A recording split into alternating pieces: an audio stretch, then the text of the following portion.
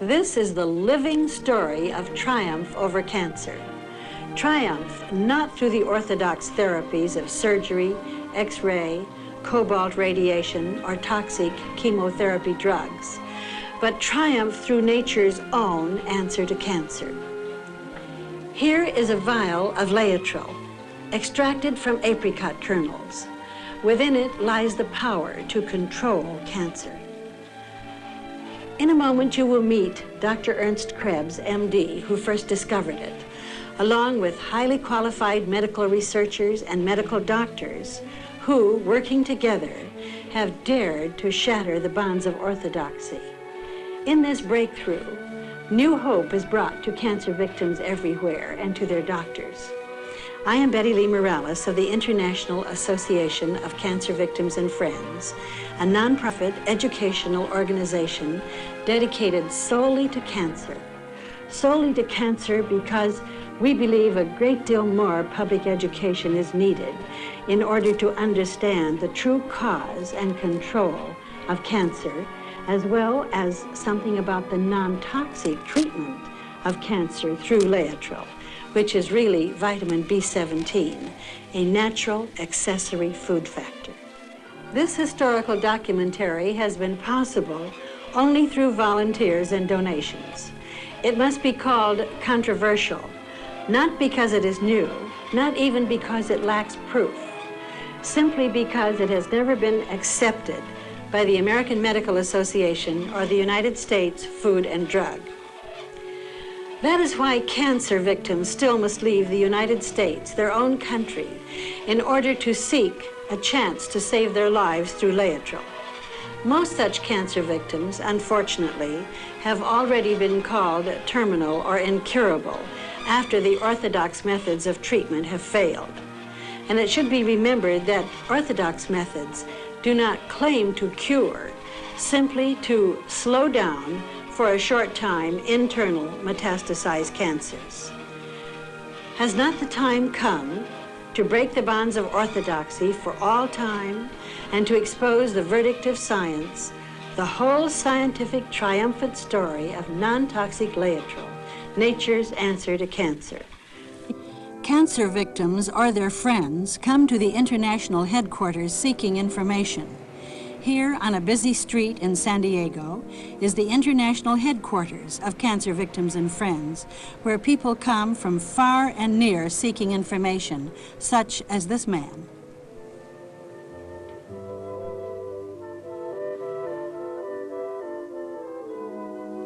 This is Nadine McKay, Director of the International Association of Cancer Victims and Friends. Nadine, how do you happen to be spending all of your time here at headquarters? Well, I happen to be a former cancer victim, and I'm working every day very hard here at the international headquarters trying to tell people all over the country about non-toxic cancer therapies with the hope that they too will live. That's wonderful.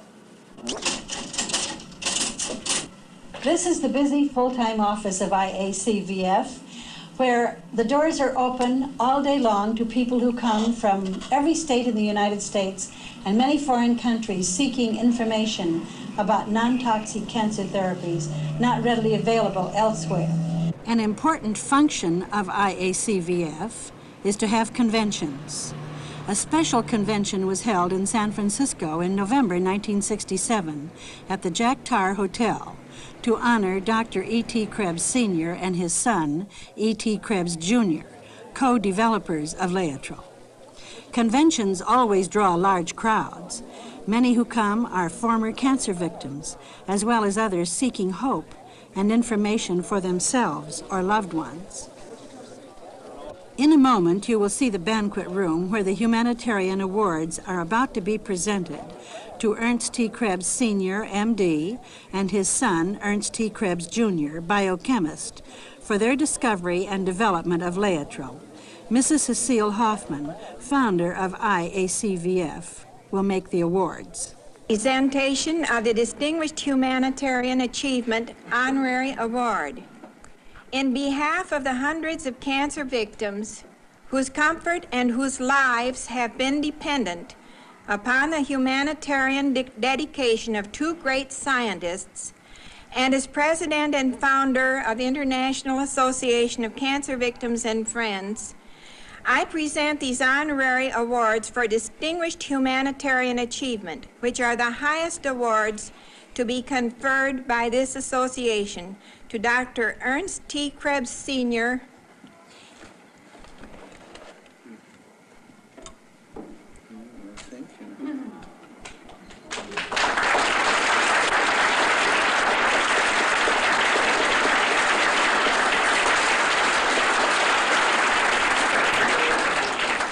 and to Ernst T. Krebs, Jr.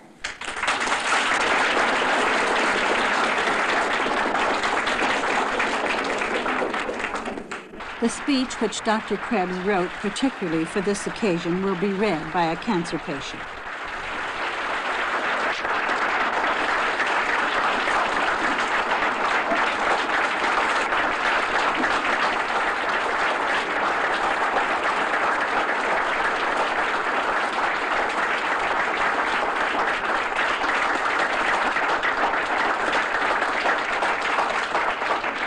May I say first that I hope I may evidence some semblance of a proper sense of humility, because it is my firm conviction, and I'm sure you are in hearty agreement, that we are in the presence of greatness. It is my firm conviction, and I consider myself a scientist, that we are honoring what history will record as one of the great physicians and scientists of all time.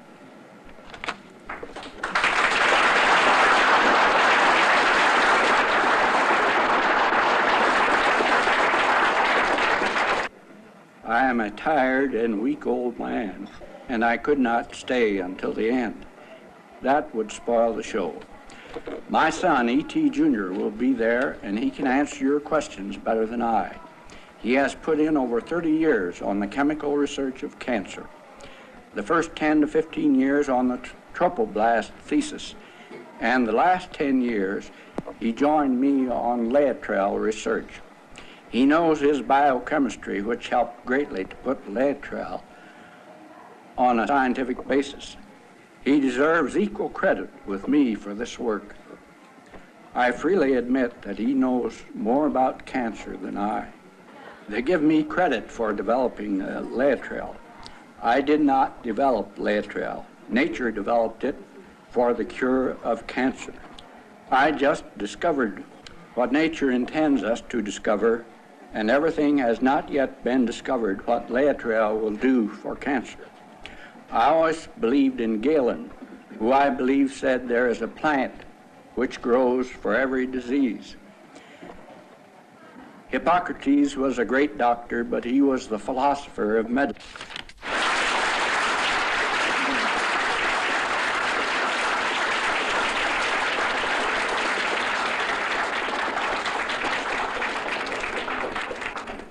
Thank you, Harold.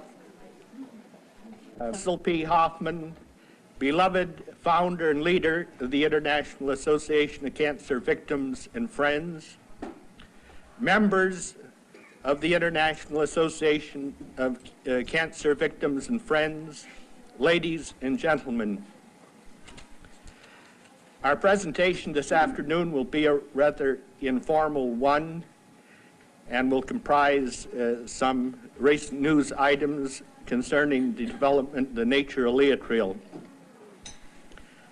As you know, there are 17 different possible pronunciations. Ernst Krebs, Jr. is the director of the John Beard Memorial Foundation in San Francisco. He is a member of the American Association for the Advancement of Science, and among his many other credits is the author of the Unitarian or Trophoblastic Thesis of Cancer. His entire mature life has been dedicated to scientifically establishing the validity of the trophoblastic thesis and LAETRILE. Dr. Krebs Sr., at age 92, walks to his historical home located in the Mission District of San Francisco.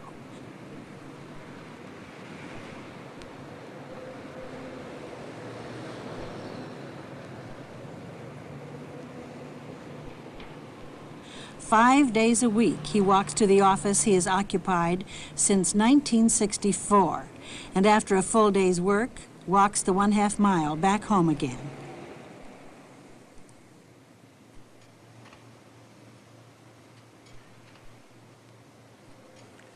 This is Dr. Ernst T. Krebs, MD of San Francisco, and the oldest practicing medical doctor in the state of California. Dr. Krebs, it's a pleasure to be here with you today and to hear in your own words something about the story of how you started this whole tempest in a scientific teapot, because you know that you have the scientific community of the world buzzing about the non-toxic cancer therapy called LAETRILE, which you really are responsible for, you and your son. When was it that you first became interested in cancer?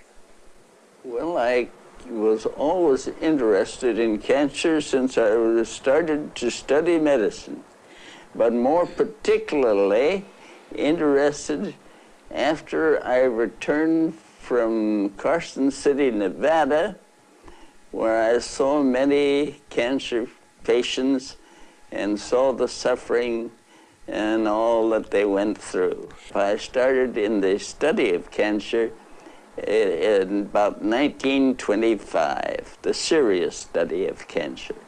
And when did you treat your first animals with LAETRILE? From 25 on.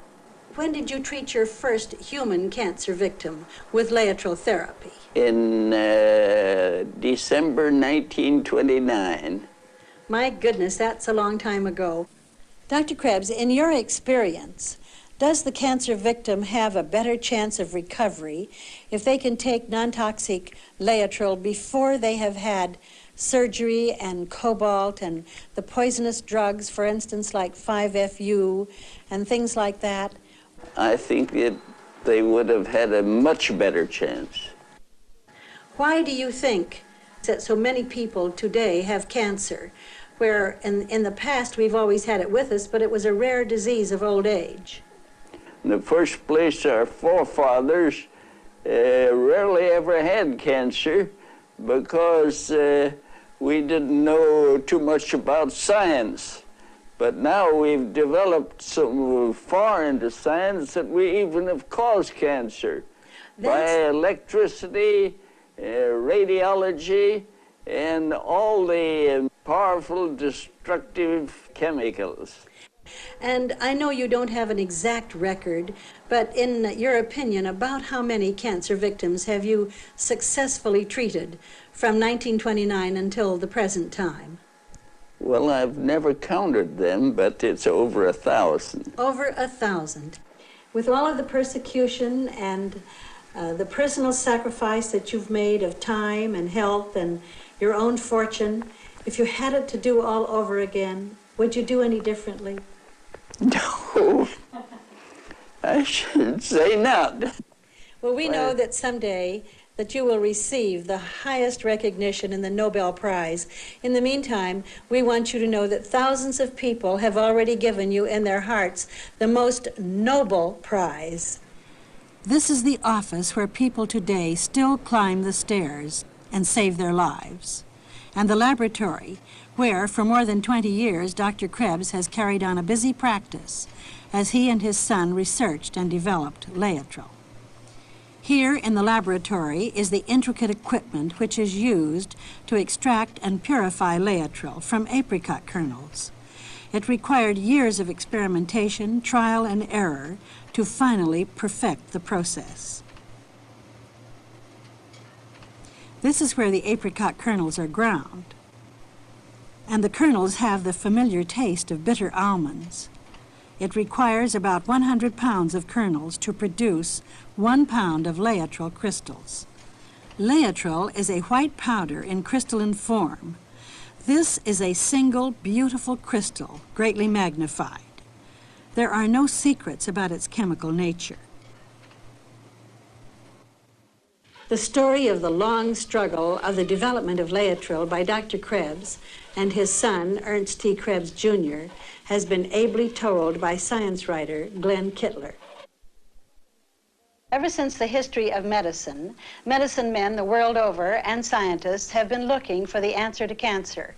During this time, a medical doctor in San Francisco, Dr. E.T. Krebs, has sometimes quietly, sometimes not so quietly, been giving the world that answer to cancer. Perhaps the public opinion relating to cancer was stirred up, and the public became interested only after a book was published about 5 years ago called LAETRILE, Control for Cancer. Today we have the author of that book.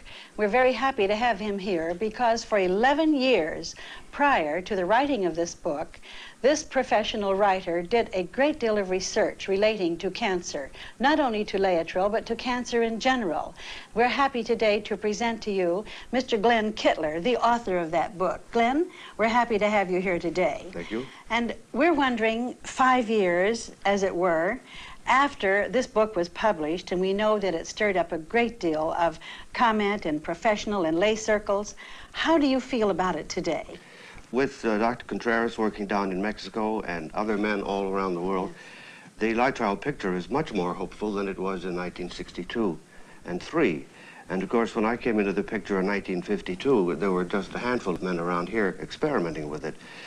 As for its official capacity, I think the communications with the FDA in this country and in Canada are much more harmonious than they used to be, and I feel that it's only a matter of time before LAETRILE will be available to us all. Well, now, in the interests of what has passed in the last 5 years, remember, most of the chemotherapy drugs, the very poisonous, toxic drugs, have been developed during that time. How do you feel about the effectiveness of LAETRILE as a controllant for cancer? Well, LAETRILE isn't toxic, and that's its ace. The cyanide factor is so firmly locked in the molecule that it can only be released at the site of the malignancy. So if you take LAETRILE and you don't have cancer, it just goes through your system. There's nothing toxic about it at all.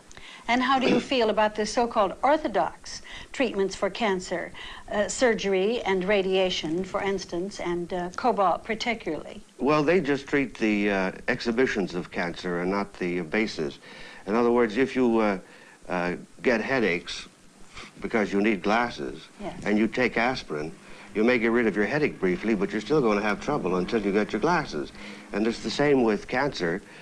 Surgery can be necessary and can be done even after LAETRILE is used, but it doesn't get at the very basis of the problem. In other words, you are agreeing with Krebs and Krebs that cancer is systemic. Well, this is true. How do you feel, what do you feel is the answer to the American public? What is the explanation that an organization like the American Medical Association, having to admit that there is no hope within orthodoxy for cancer, would prevent a non-toxic treatment and would actually fight it to suppress it the way they have LAETRILE?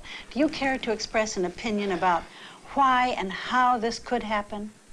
Well, the establishment mind is very hard to change, whether it's medicine, religion, anything.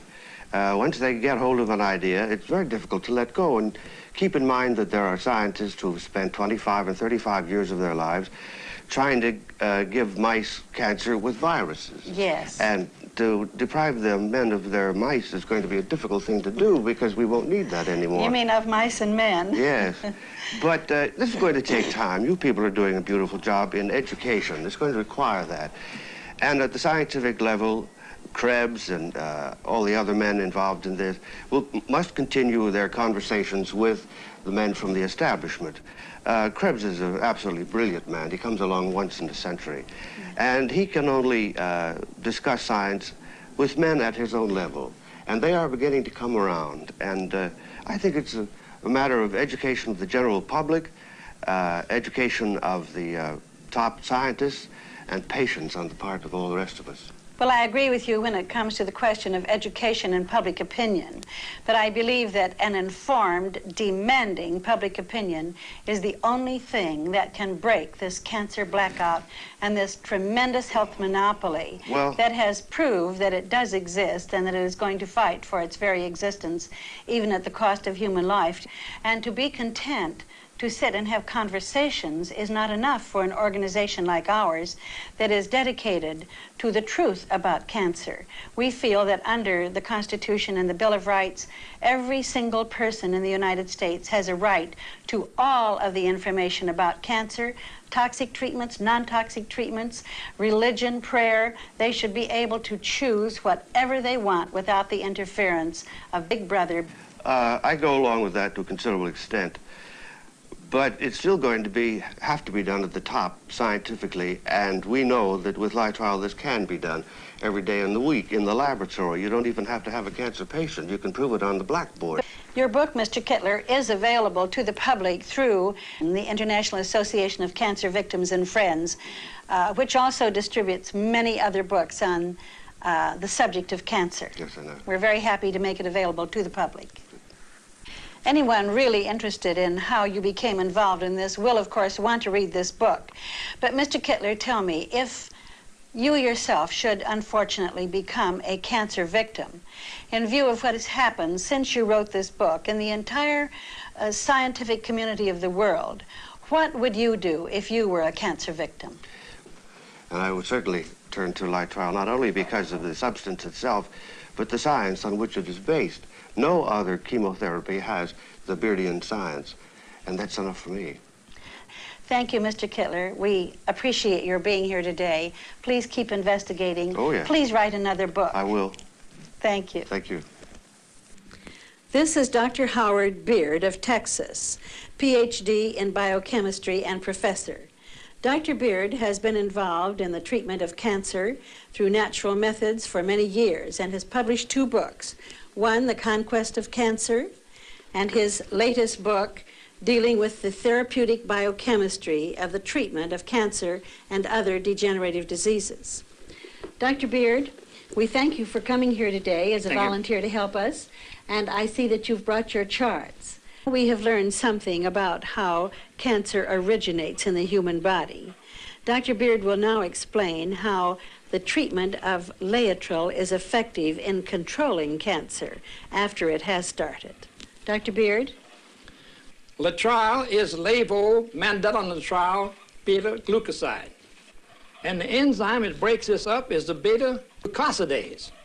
And then hydrocyanic acid is liberated, and it comes down here and hits the tumor and kills the tumor because there's plenty of beta-glucosidase in the tumor, put there by nature. Then that's the end of the tumor. Then the cyanide sugar molecule releases cyanide gas. Since cyanide is a deadly poison, why doesn't the cyanide kill the patient? If any of the cyanide gets out in normal tissues, well, then you have the enzyme rhodinase, which changes the cyanide into thiocyanate and is excreted into the urine, and therefore there's no toxicity from the LAETRILE treatment. I believe in your book you explain how a normal cell contains an enzyme called rhodinase, which neutralizes the cyanide because it isn't needed in a normal cell. And the cancer cell is completely deficient in rhodinase. Is that right? That's right. Dr. Beard, we see the chemical formula there of LAETRILE.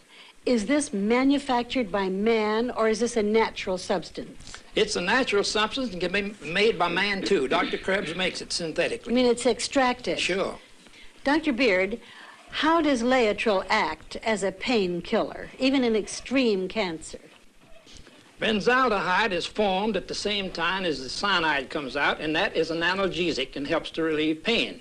The other place is where the cancer is disappeared and doesn't press on the nerves. Well, nature is truly wonderful in having presented to man his daily dose of cancer prevention. That's right. Many dedicated medical doctors have helped to establish the effectiveness of LAETRILE in the treatment of cancer. Now we are privileged to meet some of those doctors. Here we have Maurice Cowan, MD, practicing medical doctor on Wilshire Boulevard in Los Angeles, California. It was Dr. Cowan's use of LAETRILE, the non-toxic cancer controllant, in the treatment of 89 terminal cancer victims that started the lawsuit in Los Angeles, and which is now up for the higher court's decision. Dr. Cowan, since you have had over 20 years' experience in the treatment and research in cancer, would you tell us a little bit about how you feel about your use of LAETRILE in terminal cancer? Because my own wife had cancer and died with it after having had every type of standard treatment, and her suffering was so indescribable and so horrible that I well remember the many, many times she used to beg me to kill her, my own wife.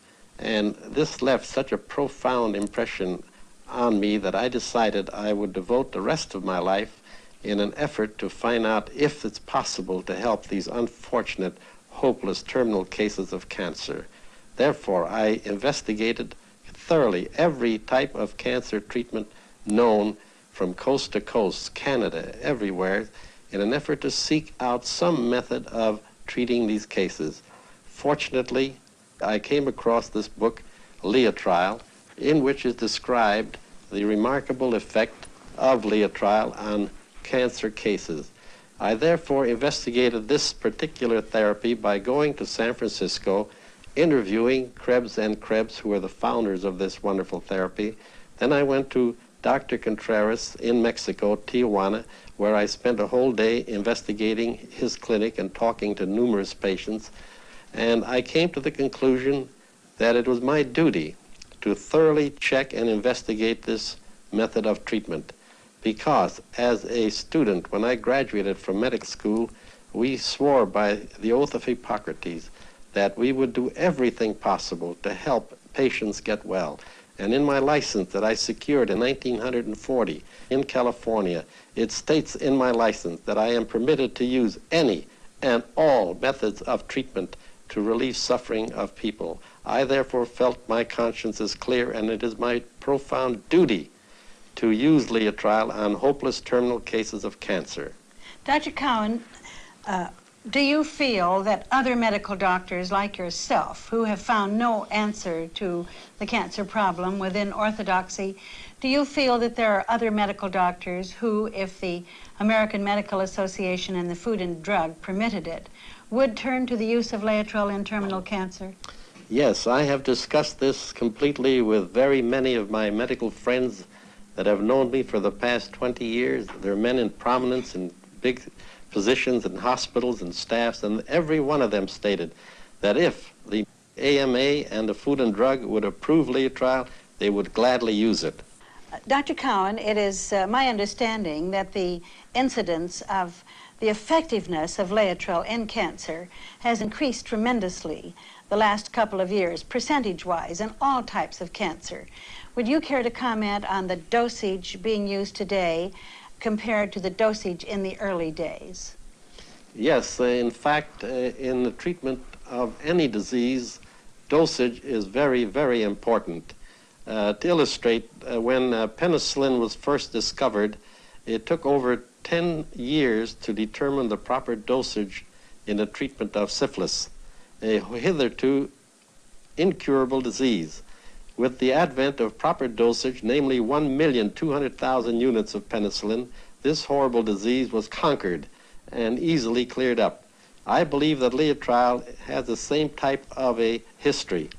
Back in 1950, when it first started to be used, the dosage was very low. They would use 50 milligrams, 90 milligrams, and sometimes as high as 1,000 milligrams a few times in a row and watch the results.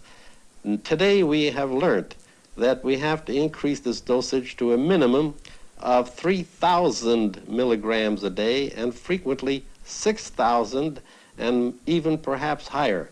The exact dosage has not yet been determined. It may take considerable time to determine it, but even though we do not know the exact dosage, the mere fact that we have increased the dosage, it has produced remarkable therapeutic effects in these hopeless terminal cases of cancer.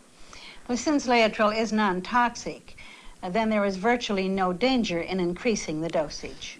I have found no reactions and no deleterious effects as I increase the dosage. The highest dosage I've ever used on my cases was 6,000 milligrams every day for weeks and weeks. Has LAETRILE ever been clinically tested in a proper way by either the National Institutes of Cancer or the American Cancer Society or the American Medical Association or anywhere else in a real clinical test? In my opinion, it has never been properly tested. Dr. Cowan, since much of the literature about cancer deals with the importance of enzymes and nutrition, what do you think about that in conjunction with LAETRILE? In any cancer therapy, whether it be X-ray treatments, chemotherapy, or LAETRILE, the important subject is to get rid of the dead cancer cells, or else a toxemia develops that may in itself destroy the patient. Therefore, in the treatment with LAETRILE, the same precautions must be made. LAETRILE truly kills cancer cells. The dead cancer cells may prove to be very toxic and therefore have to be dealt with. And the best method I know of dealing with these dead cancer cells is through nutrition and the addition of enzymes. How can these enzymes best be incorporated into the diet of an individual who is more or less on a do-it-yourself program? These enzymes can be taken orally or can be injected and can be taken in a refined form like chymotrypsin or pancreatic extracts. But in my opinion, the best method is through the extraction of fresh, raw vegetable and fruit juices. Dr. Cowan, because your use of non-toxic LAETRILE in terminal cancer led to legal difficulties, and this case is now up before the appeals court in the state of California, what is your attitude about the decision of this court, one way or the other?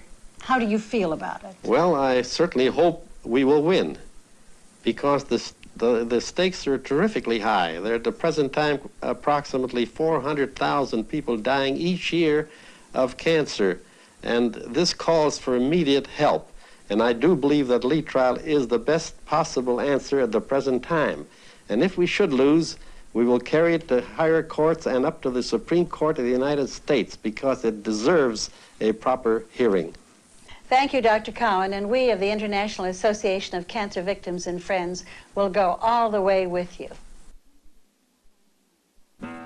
125 miles south of Los Angeles and 17 miles from the IAC VF headquarters in San Diego lies Tijuana, Mexico. 24 hours a day, people come from all over the world. Most of them are tourists, but many are cancer victims, mostly terminal, who have been forced to flee their own country in a desperate fight to save their lives with LAETRILE or other non-toxic cancer therapies denied them in the United States. This is the 22-bed clinic of the Good Samaritan located in Tijuana, in the former American Embassy building. It is also a frequent target of the American Medical Association that would like to see the clinic closed.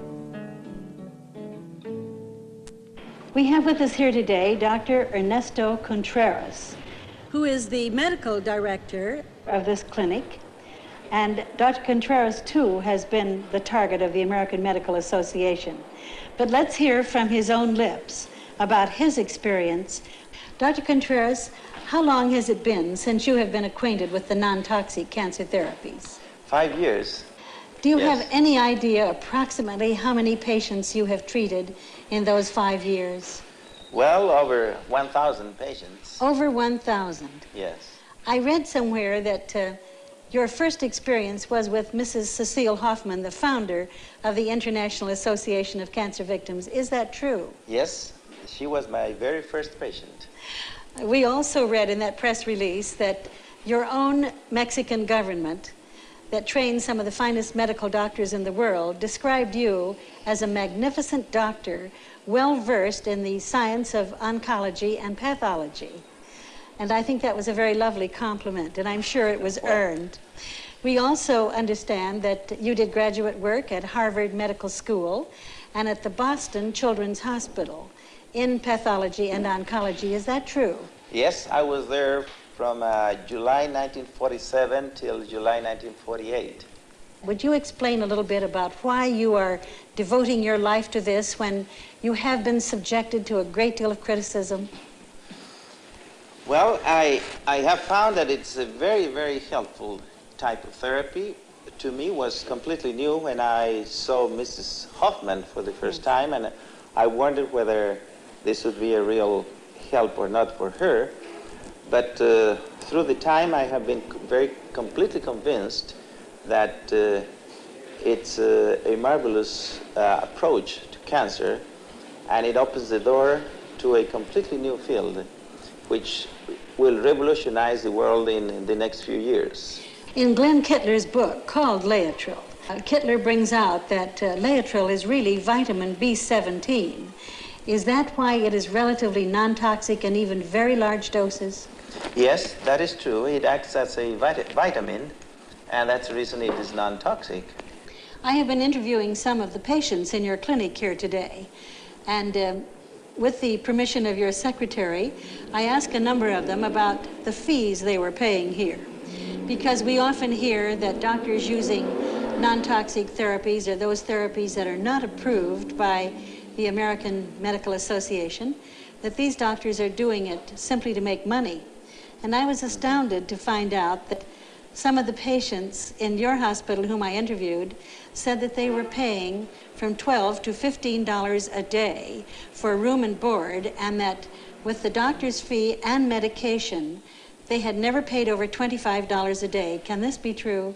Oh, yes. Yes, we try to operate at the lowest cost possible, just to cover our expenses.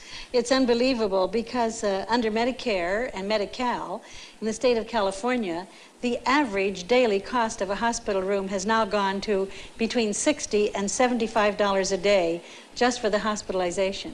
Yes, we know that very well. Well, I don't think you're getting rich at it. Dr. Contreras, we have often heard the criticism that when a cancer patient takes a non-toxic or non-approved therapy, that one of the objections is that it prevents the patient from having orthodox therapy. Is it true that LAETRILE, for instance, must be given alone and can never be combined? No, no, no, absolutely no.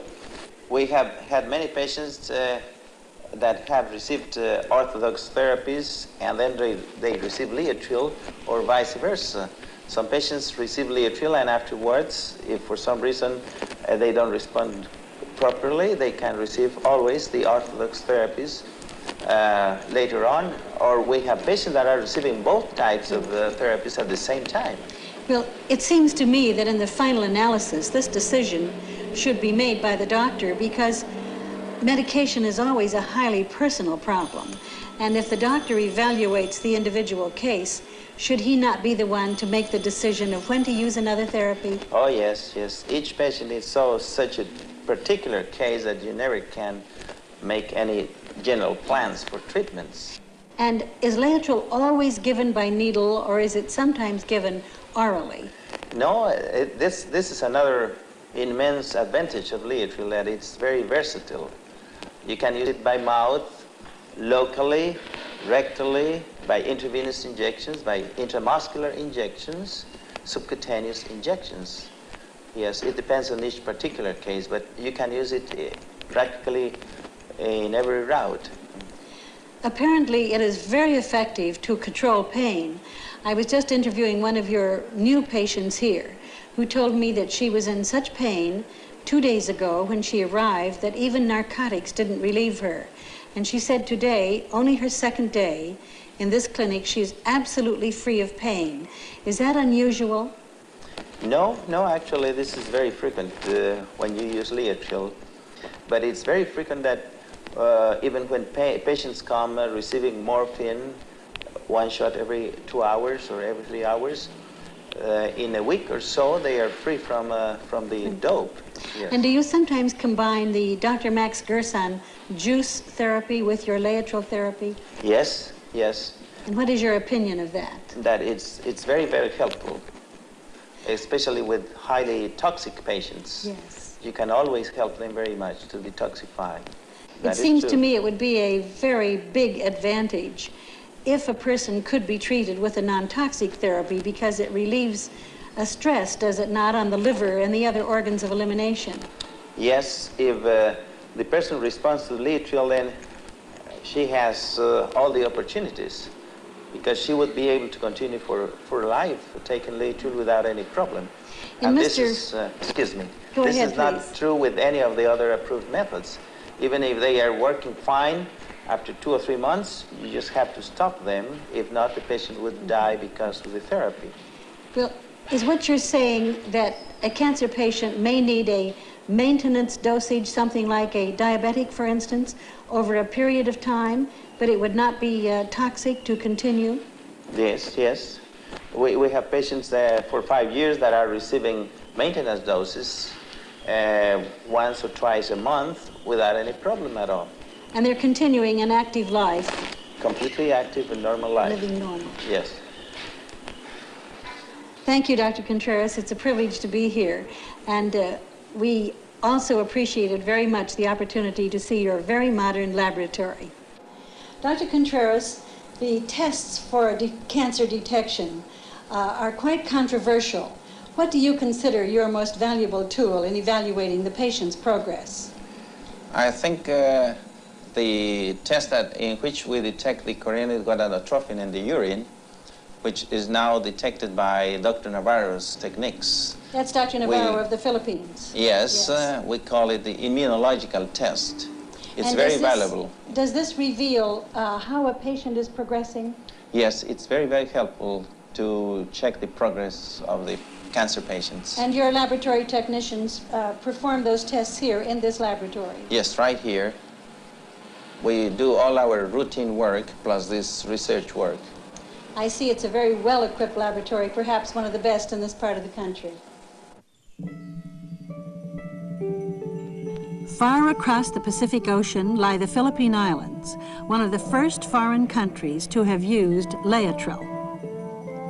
The University of Santo Tomas in Manila in the Philippine Islands was established 357 years ago. It is here that Manuel Navarro, MD, serving on the Faculty of Medicine and Surgery, has helped to wage a steady war against cancer.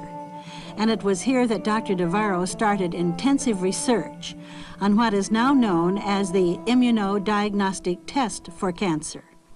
In keeping with the Beardian thesis of trophoblasts as the cause of cancer, Dr. Navarro reasoned that the very nature of cancer cells would cause them to excrete HCG, or human chorionic gonadotrophin hormone. Working on this principle, he concluded that the same chemical reagents used for the HCG test for pregnancy would also be positive in cancer detection. The first tests proved both his logic and procedure correct, for all types of cancer are actually detected by this method long before any clinical signs are apparent. You have just been watching Dr. Navarro perform an HCG immunoassay test. The plaques we see are but a few of the awards Dr. Navarro has received for his dedicated work. Among them is one from the Abbott Philippine Medical Association, an award for his scientific papers on the trophoblastic nature of cancer. Listen now to Dr. Navarro in his own clinic. My drug of choice for the therapy of HCG-positive cases, whether they have the actual signs of cancer or not, is LAETRILE. It does not cause bone marrow depression, so that it may be given for any length of time. It is specific for the destruction of the cancer cells, relieves pain, has an antiseptic action, causes an improvement of the appetite, and gives the cancer sufferer hope. Incidentally, as adjuvant therapy, I use pancreatic enzyme tablets and detoxification diet. The Cancer Detection Center of the Philippine Cancer Society is headed by Dr. Basilio Valdez, whose use of LAETRILE at this clinic has salvaged many so-called hopeless cases. Dr. Navarro came to the United States in 1967 to be an important witness during the trial of Dr. Maurice Cowan. He also spoke at the IACVF convention, where he explained his now famous immunodiagnostic test for cancer. Dr. Navarro takes his place in history as another of the dedicated doctors who will one day receive the recognition they deserve for their pioneering work in cancer. You have met some of the doctors who have used LAETRILE successfully. Now you will meet a few of their patients, most of them formerly terminal. Here, Nadine McKay interviews Cecile Hoffman, founder of the International Association of Cancer Victims and Friends, herself twice saved through the treatment of LAETRILE. Mrs. Hoffman, is it really true that 5 or 6 years ago you were a terminal cancer patient? That's correct. I owe my life to an accessory food factor called LAETRILE. My husband found a paperback book on LAETRILE on the newsstand by accident. And he's a chemist, and it made a lot of sense to him. So he took me where I could get this particular therapy, which of course is not available in this country legally at this time. Do you have proof, and are you really sure that you actually had cancer?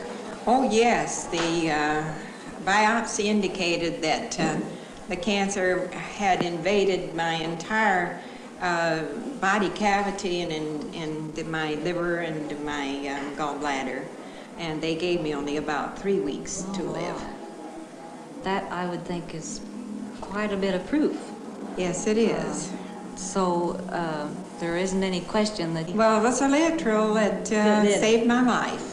Nadine, to end this very interesting session of interviews, I'd like to interview you. Now, as I understand, about 6 years ago, you were diagnosed as cancer of the cervix. Is that not true? Yes, it was a number 5, a Pap test, and this was about 5 years ago.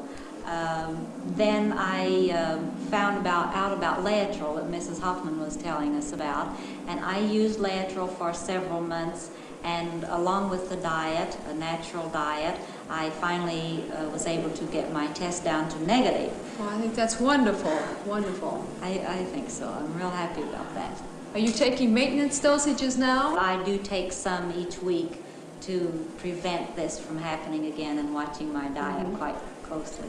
I feel that it's a matter of physical balance, and if you have ever gotten so far out of balance as to develop cancer, I think that this is going to be a battle from here on out, and you're lucky to find things like LAETRILE, which is B17, and these natural therapies to keep the body in balance. This is Sam Woods, a former terminal cancer victim, now a controlled cancer victim under the treatment of non-toxic LAETRILE. Sam, when did you first learn that you had cancer? I first learned of my case of cancer in the Kaiser Hospital when I had a biopsy in January of 1966. 1966. Yes. And did you have the orthodox treatments there? Yes, I submitted to 31 shots of cobalt on my right lung. Was your lung cancer the type called internal and metastasized? Yes, my biopsy proved that it was in my lymph system and also showed on my second rib. I believe this is what you considered metastasized. Yes, I think your report shows that it was widespread. Yes. And that you were considered a terminal case. Yes. How long did you take the orthodox treatments before you tried the LAETRILE treatment? I think it was a month later. In April of '66, I began treatments of LAETRILE.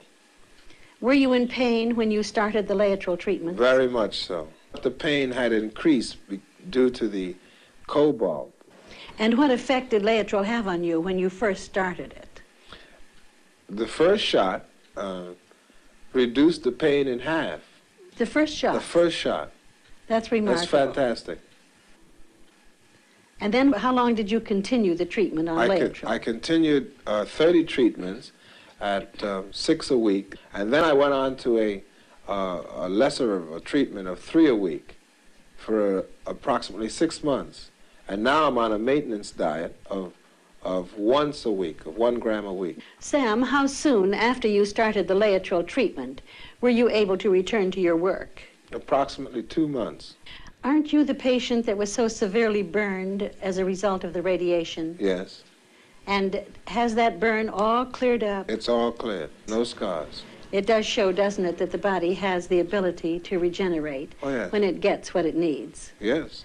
Thank you, Sam, for being a volunteer to help tell this story about non-toxic treatments for cancer. Good luck to you. Thank you. This trophy is presented in honor of a wonderful lady who is helping her fellow man by organizing IACVF for the purpose of educating the public about the truth concerning the cancer problem. Cecile Hoffman, in her great moment, represents just one of thousands of controlled cancer cases through LAETRILE, which is being used in many foreign countries. This lovely painting was done in honor of Cecile Hoffman by Nadine McKay. A word of appreciation to Dr. Ernesto Contreras, who came to see me every day in the hospital in Mexico.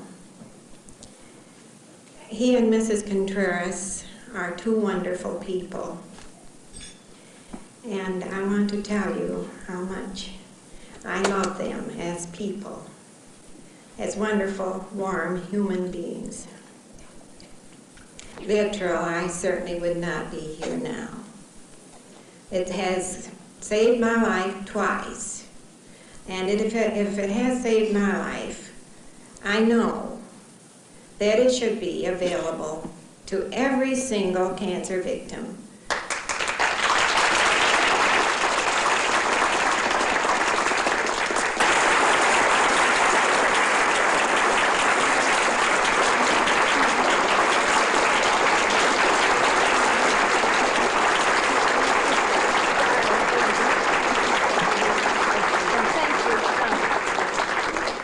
I just want to add, we've just begun to bite.